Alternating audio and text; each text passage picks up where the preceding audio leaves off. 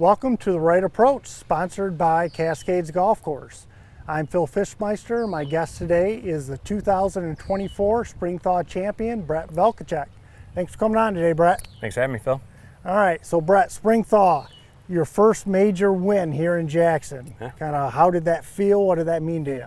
It meant a lot. It was a long time coming in a way. A lot of people told me my time's coming, your time's coming, and you can only hear I'm that so one of many those times. guys. Yeah, I've been saying yeah. it for a couple years You now. can only hear that so many times though before you start to think maybe it's not coming. But no, it was good. It's awesome having my dad on the bag. He's pretty much taught me the game since I was little, and seeing him kind of tear up at the end, after I won was cool. Just trying to make him proud, and hopefully I did. But it was a good weekend. It was fun, tough. It was a grind, but it was a battle. But it was fun. You definitely made Big Phil proud. I can say that. Appreciate that. So before we start talking about the tournament itself, I'd like you to just kind of get a little bit into your background in golf. Did you play high school golf, college golf? Yep. So I played 1 year in high school. I didn't play college golf. I played baseball in college at Jackson College. Never really had a lesson. I had one lesson, I should put it that way. My dad took me to see Eric Tarian when I was just starting. He wanted him to teach me a proper grip. Yep, just get the basics. Yep, just get the basics. So I did that, and then after that, it was just kind of going out with him and seeing what he did wrong and trying not to do that. Figuring it out. Yep, just kind of figuring it out. Swing. Yep, absolutely. Yep. And so you played college baseball, and so when did you start kind of getting serious into competitive golf? I would say definitely after baseball in college. It was the last competitive thing I could do was baseball, and then after that you kind of try to find your next thing. Yep. Golf is all, it's you against everybody, so it's fun. It's definitely the ultimate competition. So I would say probably 6 years after college is when I think I started playing in the first tournaments. Yep. I've told you this story before, but super nervous in the first county open I played. I think I took an 8 on hole 10. Right off the bat. I shot 8 over on the back 9, then shot even, just a nervous wreck. Yeah. But then after that, the juices and the competitiveness kind of got back into me, and I wanted to play in every single tournament I could after that. So it takes a while to kind of learn how to handle the pressure of tournament golf. It does. It's a lot different than just going out and playing with your buddies. It is. You got to think about more things. You got to think about where to miss, what to do, damage control on some holes, risk reward. When to push, when not to. There's a lot of stuff that goes into it. That's why I always used to hate when we did the split tees for the county open in Spring Thaw. Right. Because starting on hole 10, you can make a big number. Yeah. And there'd be a lot of big numbers people I've done starting it. on hole 10. Yep, I've done it. Yep, I've lived that story. So it is. It's tough, but it was fun. Like I say, you learn more from losing than you do from winning. So Absolutely. That definitely helped me this last weekend or 2 weekends ago now. Finally get over that hurdle of winning, so that helped. I remember when you started playing in the Spring Thaws and the County Opens, maybe 5-6 years ago, going, Bret Valkuchak, he's a baseball player, he's not a golfer. Yep. But you quickly have kind of asserted yourself as one of the better players in town, and like you said, you've been in contention, for the last couple of years, just haven't quite gotten over that hump and won a tournament. Can you speak a little bit about that process of kind of learning how to win? Yeah, well, first off, it starts, at home with my wife letting me play and letting me get out as much as I do, which is awesome, and, having a good household there and taking care of the kids while I'm gone. Yeah, so 2 daughters now. Two daughters now, yep. So it's definitely, busier for us, but we make it work. But the process was, I was very close. I lost in a match play. I shot 6 under in a match play and lost. Yeah. Last year in the county, I lost by 1, and I double bogeyed 8 from 90 yards out. So it was there were some tough losses. There was some ones that, like I said, made me wonder, is that ever going to happen? But like I said, you learn more from losing than you do from winning. Sure. It's just a grind. You got to focus for 36 holes at least for the county, and the Thaw is 36, and then match play, it's just 1 hole at a time. So it's just kind of learning that process of focus, don't get too big picture, 1 hole at a time, and take it from there. Yeah. Like you said, you look at your results last year. Spring Thaw, I think you were in 6th place. Yep. County Open 3rd place, which you only lost by 1. Right. There was two tied and Yep. went to a playoff. And then, as you mentioned, City Championship out here, you shoot 6 under par, and lose to Brian Kuhn, who was Yeah. absolutely on fire. That was probably the greatest golf match I've ever watched, here in town. Yeah. So I was thinking, it's just a matter of time before Bret finally wins one of these. And it didn't take you long. First tournament of the year this year. Yeah, I jokingly said to my wife that if I don't win one this year, I'll sell the clubs, 2 kids, sell the clubs, whatever. And luckily I won the first one. But yeah, with learning from those and just, having all the older golfers, I'll call them, the Brockies, the Zellers, the Kurznowskis, Joey Badal even, like all guys, this community of golf is awesome here. Yeah, like really we're all tight-knit. like super competitive, but we're super tight knit. They all kind of push for you. I had like 70 text messages when I got home after the Thaw of people just, from all different, like I work with, friends, like all this stuff, just text me congratulations. So it's cool to see that, the county, the city, everybody, and all the golfers really like encourage you and want you to do well.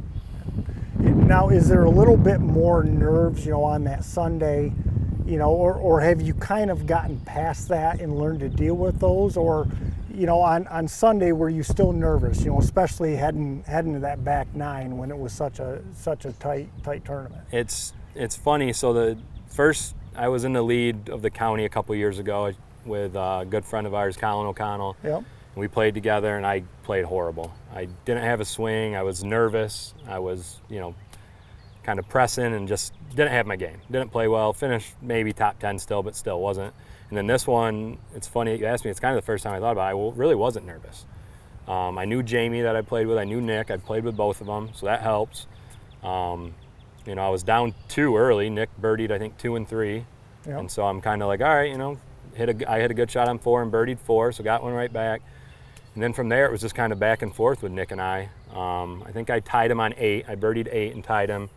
And then I bogeyed 9, but I was 1 down going in the back 9, and it was just kind of like almost match play type. Yep. Jamie didn't necessarily have it early in the round, and he actually finished great. But So he was still there. Yeah, he was still in there, contention, but it kind of felt like Nick and I for Yep. the most part. And that's no disrespect to Jamie. He just didn't necessarily have his best stuff that day. I mean, the day before he had 7 birdies and 13 holes, so it was like clearly he can play, and we all know that. But so then, we kind of just battled. I wasn't really nervous, and having my dad on the bag definitely helps. So he kind of make me laugh or make me kind of take my mind maybe off of something if I did something bad. So that helped. Yeah. So, as you said, it was kind of you and Nick back and forth. Nick had a 1-shot lead for most of the back 9. Yep. And then what's really cool about using the Golf Genius, the live scoring, is I'm sitting inside the clubhouse and I can watch, the scores live. And I know you're staying on 17T, and Nick Reynolds has got a 1-shot lead. Yep. And, I'm at the scorer's table taking care of scores from the groups ahead of you. And next thing I know, I see you guys walking down 18 fairway, and I look up at the scoreboard, and now you have a 1-shot lead over Nick. Yep. So you birdie 17, Nick bogey 17. Yeah. So let's kind of walk me through what happened on hole 17. So 17, super windy all weekend, and we got to 17T, and the wind was pretty much dead in our face.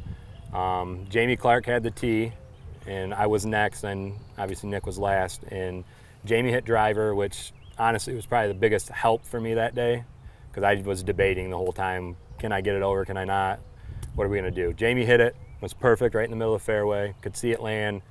I'm like, okay. So my dad comes up to me with my driver in his hand. He goes, what are we gonna do here? And I kind of jokingly said, you tell me. Like, the wind had just picked up even more. And I'm kind of like, I don't know if I can make it. He's like, we can hit 4-iron or whatever out there and, play it safe. And in the back of my head, I kind of knew Nick was going to lay up. He laid up on 15. 17 was even more into the wind. In my head, I was like, I'm pretty sure he's laying up. And my dad said, yeah, he agreed. So I had 4-iron and just kind of practice swinging and looking, and all of a sudden the wind kind of dropped, and I just kind of looked at my dad. I was like, give me the driver.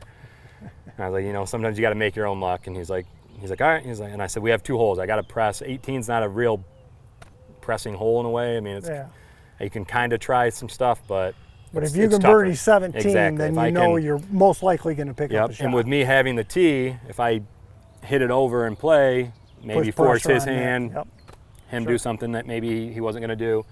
But so I hit driver, I knew it was a little right, but I knew it was safe.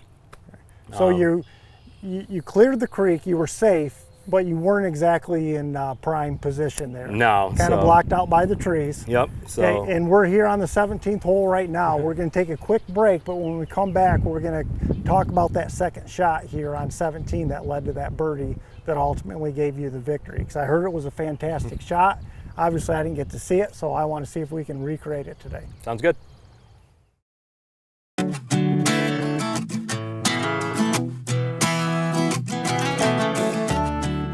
Welcome back to The Right Approach. Bret and I are out here at the spot of Bret's miraculous second shot on 17 that ultimately won you the spring thaw. Yeah. Okay, so let's kind of see if we can recreate this shot a little bit. Okay. Okay, you're 128 yards out. Yep. Okay, obviously behind the trees, you got some tree trouble. You got to go low, work the ball left to right. What was your plan here? What was your thought here? So my dad was in a cart. I was walking, so he was kind of already up to the scene when I got here. And so before I even got over the bridge, I was like, do we have a shot? And he's like, yeah, you got a shot. I'm like, all right, that's all I want. So then I get up here and I see it and I'm like, all right, I don't have a shot at the pin, which is fine. Nick had laid back. He had a long shot. He ended up hitting it, hit the tree and kind of came up short. So I'm like, all right, I can put a lot of pressure on. I can see the front. You're thinking there's a decent chance Nick's going to make bogey. Correct. So you got to be, birdie's probably not even in your thought. It wasn't. Just honestly, make par. Yep, my whole thought process here, I could only see the front left corner of the green. If I can get it on there, if I make a bomb, great. If not, easy two putt hopefully, and put pressure on Nick to make par. Yeah. So that was my whole thought, was just keep it low, run it up to the front left corner of the green, kind of trying to keep applying pressure to Nick. I'll admit that when I hit the shot, I pushed it right away and kind of cut it, but I kept it under the trees like I wanted. It stayed low. When I hit it, I was like, oh, it looks great. Like, just be as good as you look type thing. And there was a friend of ours following us around, and like I said, halfway through the shot, I just hear him say, oh, that's going to be good. And I kind of started like laughing because I'm like, there's no way the shot should be where it is. And then I kind of had to come around the tree to see it, and I see the ball roll up to about 12 feet and somehow managed to keep it below the hole too, which is hugely important on this green. Absolutely. Yeah. So I see that. Like I said, I knew Nick was short already. Get up to Nick's chip. He had a twig laying against his ball, hard shot, hit a pretty good shot in all seriousness, and was probably about 10 feet above the hole. So again, right there. Not the par putt you want. Exactly. And in my head, I'm thinking, all right, I can put even more pressure on that par putt if I can make my birdie putt. And luckily, I got to go before him too, and I make mine. And I let out probably some kind of expletive and just kind of like, let's go, and was pumped up. And then Nick putted and left it short, made bogey, and just like that, 2-shot swing, and I got the lead going into 18. Yeah. All right. Well, so what club did you hit here? So I hit a 3-iron. I carry a 3-iron, and just anything to keep it low. Sure. Just kind of get that punch shot through. Whatever I do, keep it below the tree, give myself a chance, kind of eliminate big mistakes. So. All right, let's see if we can recreate this shot here. Yeah.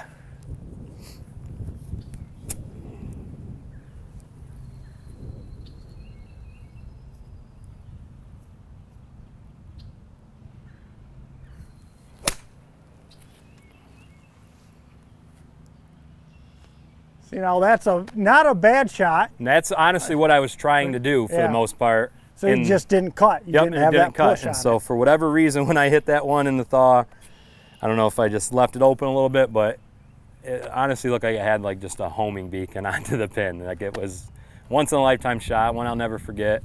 I'm glad that, my dad got to witness it and everything. And like I said, I could probably drop a bucket full of balls and never hit that exact same shot again. But you kept that one under the trees. Yep. And probably about pin high left of the green. Yep. With a chance to get up and down for par. Exactly. Yep. Way easier up and down for me there too, from where Nick was. Yep. And again, that was my whole thought process, just kind of keep it in play, keep the pedal or the pressure on him, I should say, and maybe force him to make a mistake. All right, well, let's go see if you can get that one up and down and make par. Sounds good.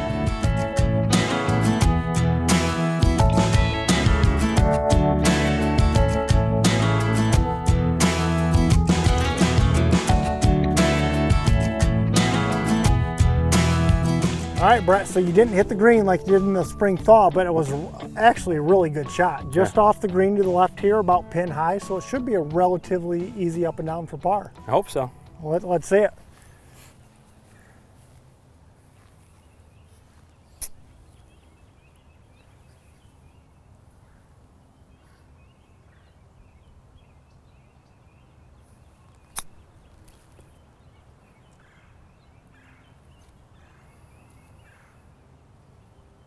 Just like that. Yeah, Got about a take it. 5-footer up the hill for par. Below the hole. Pretty good shot.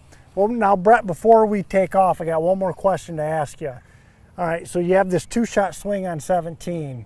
You're up 1 going into 18. You hit a good tee ball there. Yep. You know, Nick is probably pressing a little bit. He knows he has to make birdie.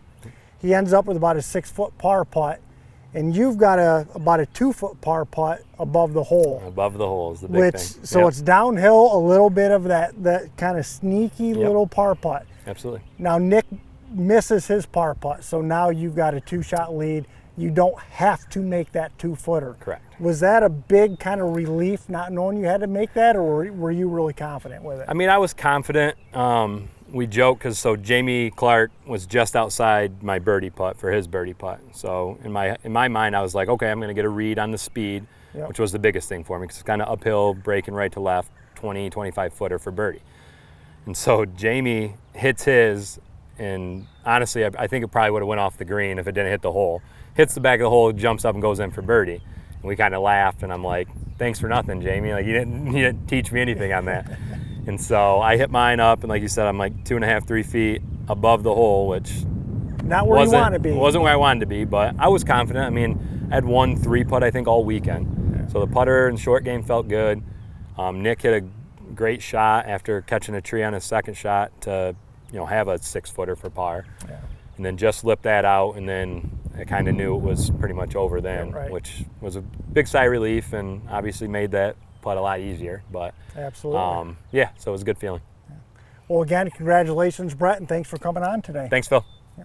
And thank you for watching The Right Approach, sponsored by Cascades Golf Course.